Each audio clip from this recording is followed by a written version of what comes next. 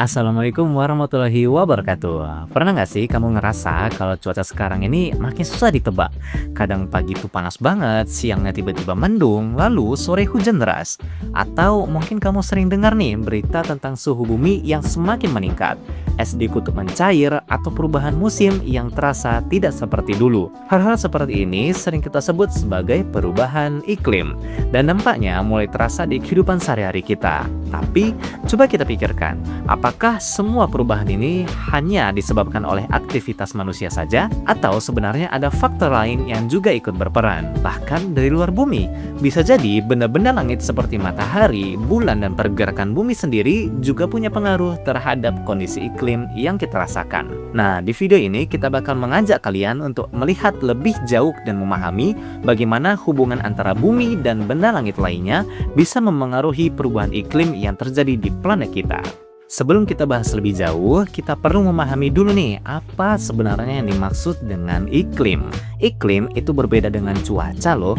Kalau cuaca adalah kondisi udara yang kita rasakan hari ini. Misalnya panas, hujan, atau berangin. Iklim adalah pola cuaca dalam jangka waktu yang panjang, bisa puluhan bahkan ratusan tahun. Jadi ketika bilang iklim berubah, itu artinya ada perubahan pola besar yang terjadi terus-menerus. Bukan cuma perubahan cuaca ringan. Perubahan iklim sendiri bisa terjadi karena berbagai faktor. Ada yang berasal dari aktivitas manusia seperti polusi dan penggunaan bahan bakar fosil, tapi ada juga faktor alami yang sering tidak kita sadari. Misalnya jumlah panas yang diterima bumi dan matahari, atau bagaimana posisi gerakan bumi mempengaruhi penyebaran panas tersebut ke seluruh permukaan. Hal-hal ini bekerja secara perlahan tapi berdampak besar, sehingga bisa membuat suhu bumi naik atau turun dalam jangka waktu yang lama. Jadi, untuk memahami perubahan iklim, kita tidak bisa melihat satu faktor saja, tapi harus melihat gambaran besarnya secara menyeluruh. Kalau kita ngomongin iklim di bumi, sebenarnya kita lagi ngomongin satu sumber energi utama yang tidak pernah berhenti bekerja, yaitu matahari. Mulai dari udara yang hangat, laut yang menguap menjadi awan, sampai turunnya hujan, semua berawal dari energi matahari. Menariknya, energi yang dipancarkan matahari itu tidak selalu benar-benar konstan. Ada saat-saat tertentu di mana intensitasnya sedikit meningkat atau menurun.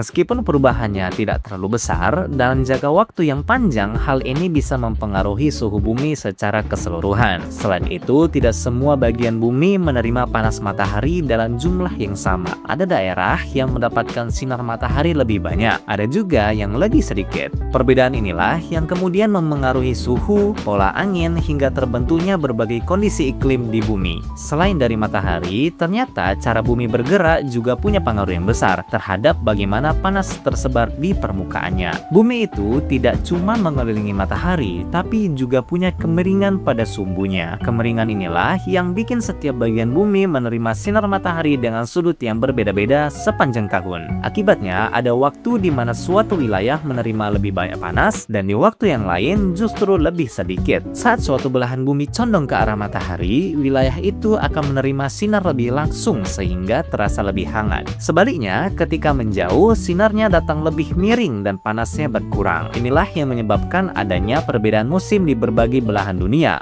Meskipun di Indonesia sendiri tidak merasakan 4 musim secara jelas, perubahan posisi bumi ini tetap mempengaruhi pola hujan dan suhu yang kita alami. Selain matahari dan pergerakan bumi, ternyata ada pemain lain yang sering kita lihat setiap malam, tapi pengaruhnya jarang kita sadari, yaitu bulan. Bulan punya peran penting dalam mengatur pasang surut air laut melalui gaya tariknya. Mungkin kelihatannya sederhana, cuma air naik dan turun, tapi sebenarnya dampaknya cukup besar, terutama bagi wilayah yang di pesisir. Perubahan pasang surut ini bisa mempengaruhi arus laut, suhu air, bahkan kehidupan makhluk laut yang pada akhirnya juga berdampak pada kondisi iklim di daerah tertentu. Tidak cuma bulan, dalam skala yang lebih besar, benda langit lain juga bisa ikut mempengaruhi bumi meskipun tidak sering terjadi. Misalnya, debu dari luar angkasa atau asteroid kecil yang masuk ke atmosfer bisa menghalangi sebagian sinar matahari untuk mencapai permukaan bumi. Kalau jumlahnya cukup banyak, hal ini bisa membuat suhu bumi menurun dalam jangka waktu tertentu. Memang kejadian seperti ini jarang, tapi dari sini kita bisa melihat bahwa kondisi bumi itu sebenarnya dipengaruhi oleh banyak hal, bahkan dari luar planet kita sendiri. Dengan bantuan alat seperti satelit yang mengelilingi bumi, para ilmuwan bisa memantau perubahan suhu, pergerakan awan, hingga kondisi laut secara terus-menerus. Bahkan, data yang kita lihat di perakiraan cuaca setiap hari itu sebagian besar berasal dari pengamatan satelit di luar angkasa. Selain itu, ada juga teleskop dan berbagai alat canggih lainnya yang membantu manusia mengamati matahari, bulan, dan benda langit lain dengan lebih detail. Dari data-data itulah, para ilmuwan bisa memahami pola perubahan yang terjadi, termasuk yang berkaitan dengan iklim bumi. Jadi, tanpa harus pergi langsung keluar angkasa, kita tetap bisa melihat dan mempelajari apa yang terjadi di sana. Beberapa tahun terakhir, kita sering melihat berita tentang perubahan iklim di televisi. Kita mendengar bahwa suhu rata-rata bumi terus meningkat dan dapat berdampak pada kehidupan manusia. Dari informasi yang kita baca, diketahui bahwa suhu rata-rata bumi telah meningkat sekitar 1,5 derajat Celcius dalam 100 tahun terakhir. Kita ingin mengetahui kira-kira berapa kenaikan suhu rata-rata pada setiap tahunnya. Selain itu, Andi juga ingin memperkirakan jika kondisi ini terus berlanjut tanpa perubahan, berapa kenaikan suhu yang mungkin terjadi dalam 20 tahun ke depan. Untuk menjawab ini, kita mulai dengan menghitung kenaikan suhu per tahun. Jika suhu meningkat 1,5 derajat Celcius dalam 100 tahun, maka setiap tahun kenaikannya adalah 1,5 dibagi 100 sama dengan 0,015 derajat Celcius per tahun. Selanjutnya, untuk mengetahui perkiraan kenaikan suhu dalam 20 tahun ke depan, kita kalikan kenaikan per tahun dengan jumlah tahun. 0,015 dikali 20 sama dengan 0,3 derajat Celcius. Jadi, jika tren ini terus berlanjut, suhu rata-rata bumi diperkirakan akan naik sekitar 0,3 derajat Celcius dalam 20 tahun ke depan. Kenaikan permukaan laut bisa terjadi akibat perubahan iklim. Contohnya, sebuah desa memiliki ketinggian sekitar 2 meter di atas permukaan laut. Sementara permukaan laut diketahui naik rata-ratanya 0,5 cm setiap tahun. Kira-kira berapa lama waktu yang dibutuhkan hingga permukaan laut naik dan berisiko mencapai daratan desa itu? Untuk menjawab pertanyaan tersebut, pertama-tama kita perlu menyamakan satuan. Ketinggian desa adalah 2 meter, sedangkan kenaikan permukaan laut per tahun adalah 0,5 cm. Kita ubah 2 meter menjadi cm. 2 meter sama dengan 200 cm. Selanjutnya, kita hitung berapa tahun yang dibutuhkan agar kenaikan mencapai 200 cm. 200 dibagi 0,5 sama dengan 400 tahun.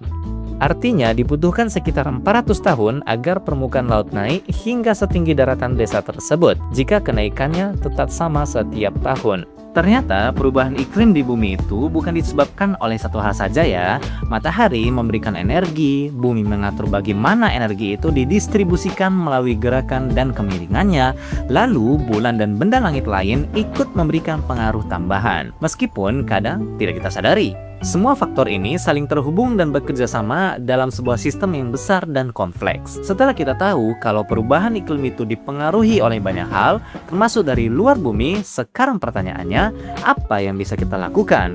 Mungkin kita nggak bisa nih mengatur matahari, mengubah pergerakan bumi, atau menghentikan pengaruh dari luar angkasa. Tapi kita tetap punya peran penting dalam menjaga keseimbangan yang masih kita kendalikan, terutama dari aktivitas kita sehari-hari. Hal-hal sederhana seperti menghemat energi, mengurangi penggunaan kendaraan bermotor, atau menjaga lingkungan sekitar ternyata bisa membantu mengurangi dampak perubahan iklim. Selain itu, kita juga bisa memulai lebih peka dengan kondisi di sekitar kita. Misalnya, memperhatikan perubahan cuaca, suhu, atau lingkungan di tempat tinggal kita. Dari hal-hal kecil inilah, kesadaran akan pentingnya menjaga bumi bisa tumbuh. Terus semangat belajar, terus penasaran, dan jangan pernah berhenti bertanya. Sampai jumpa di video seru berikutnya di channel STEM Asik, belajar sains lebih menyenangkan bersama STEM Asik. Assalamualaikum warahmatullahi wabarakatuh. Sampai jumpa.